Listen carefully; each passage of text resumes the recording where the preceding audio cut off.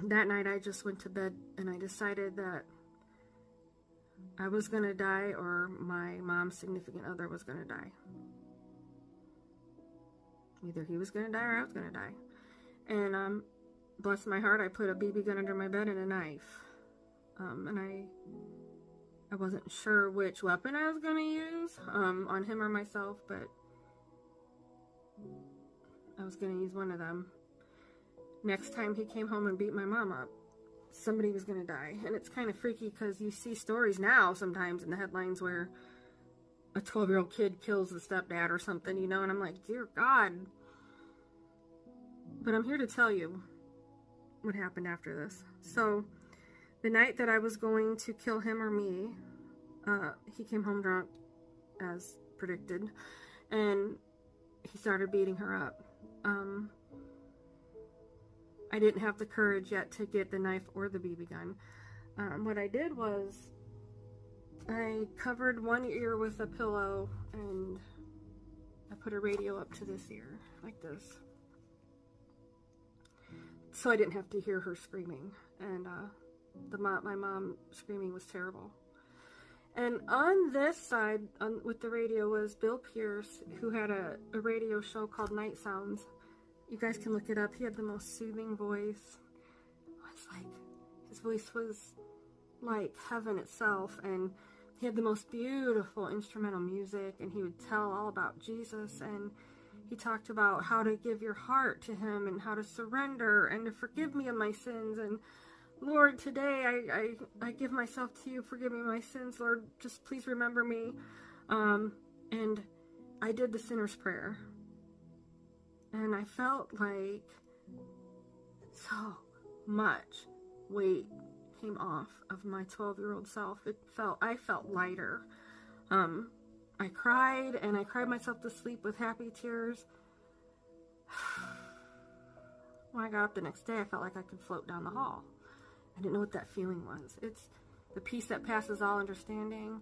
It is the peace that passes all understanding, like the Bible says, and it's like every cell and molecule and bones and marrow and brain and synapses, everything is just as it should be, you know? I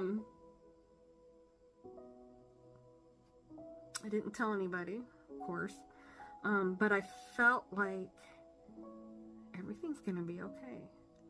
And it was the next night after that I had this, my sneaker dream.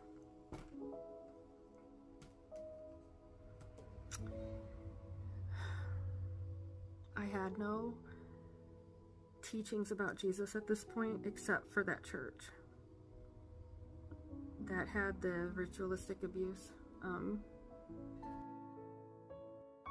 So for me to have the dream that I had, that I'm about to tell you about, is an extra miracle, because the dream proves itself that I'm not making it up. Like, so I'm 12, you know, like I said, and it's the night after I gave my heart to Jesus, and in this dream, I am taken to another realm, and whether I was in the body or out of the body, I do not know. Like, it's kind of like it was more than a dream. It was another place. I was there, and so I'm standing on this road, and it goes forever. It goes so far, and it looks like it go from here to the moon and past, and then it twisted and it turned and it went up and down in this dream.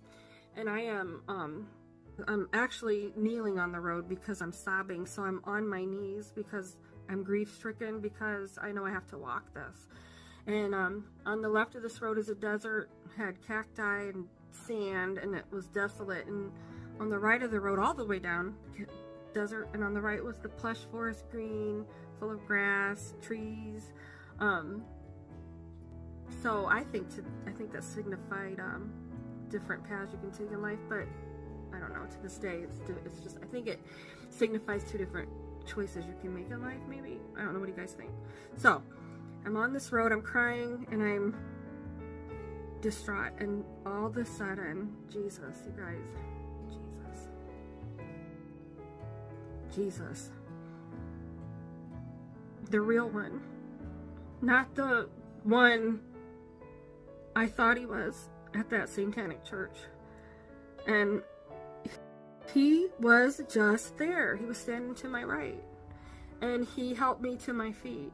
And he put his left arm around me. So he's like this. You'd think that I would have been like, oh my gosh, you're Jesus, you are who you say you are, you're here, you're Jesus. No, it was like natural.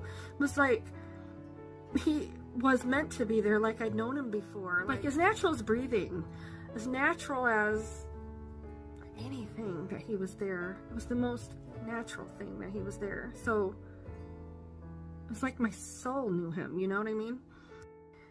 And then his mind says to my mind, we didn't use our mouth to talk. He says, we're both still looking straight ahead of this road. And he says, my child, why are you weeping? And I'm like, because this road is too far. It's too far to travel. It's got so many twists and turns and hills and valleys. I can't walk it. I can't walk it. And he said, you will have many trials and tribulations in your life. But do not look in front of you or behind you, but beside you, for there I'll always be. And a pair of old shoes fell from the sky at my feet. And they looked like this. Yeah, they had holes. See the toe? I don't know if it's clear. They had holes, and the shoelaces were frayed. The soles were coming off. They were shredded. Shredded shoes. And he said, take these shoes and wear them, and they'll carry you down the rest of this road. And I said, oh, no, these can't work. They have holes in them. And they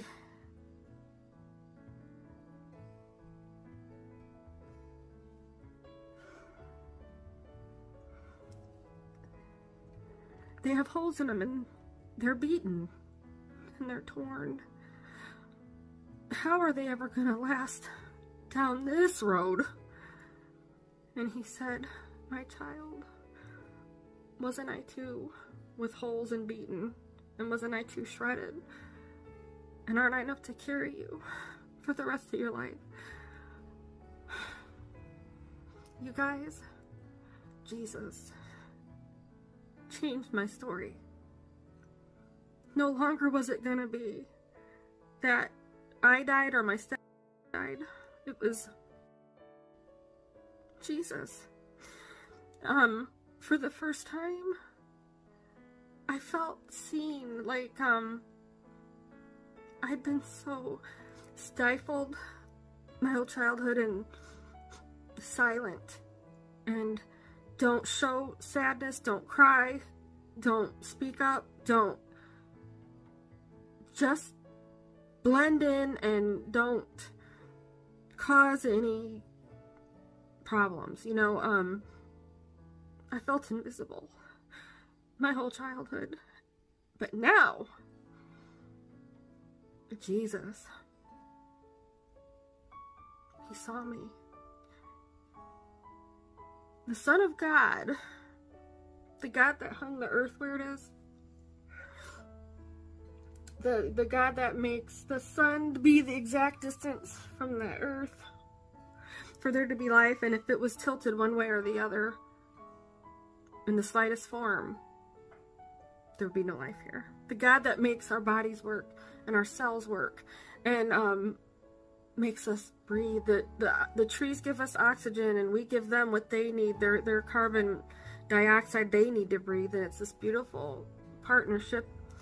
The very same God who parted the Red Sea, that put walking proteins in our body. Look them up. There's little proteins that walk around and they carry a little package of, I think they're endorphins or something. Look up walking proteins. That very God, the Creator, looked down on this earth and saw me. Me? I wasn't worth anything. I didn't matter to anybody. But you saw me. And so when I got up from that dream the next day, I not only felt like I could float, but I felt like I could fly. And I came out of my room when I woke up that morning, and I told my mom what I dreamt, and she laughed.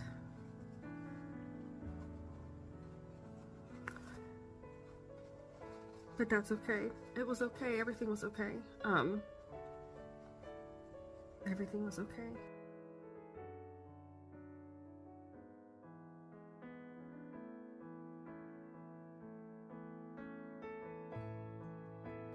After that, I saw the bigger picture. I saw that there was more to life than what I was living. That there was a God who sees me, that I matter, and that He died for me. And that He loved me. Didn't take away the life I was living. It didn't take away the panic attacks at school. I would have these panic attacks in high school that would they'd have to carry me down to the nurse's station because my legs would just go limp. So that the fear was like, I was still scared of my mom's significant other. But Jesus,